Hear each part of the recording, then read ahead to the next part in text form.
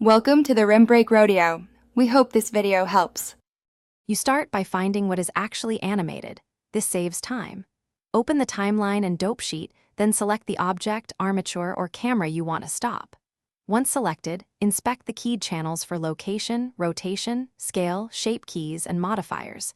Make sure to reveal drivers and NLA tracks too, because they can reintroduce motion. First actionable move: isolate a single animated channel, scrub the timeline to confirm motion, and decide whether you want to pause, mute, or delete that animation.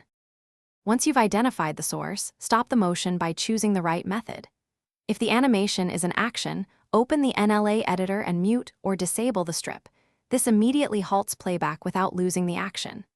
If keyframes are baked into properties, select them in the dope sheet and delete. Make sure to clear both object and bone keys. For procedural motion, inspect drivers and constraints, then mute drivers or set constraint influence to 0. Make sure to scrub the timeline to verify the object is now static.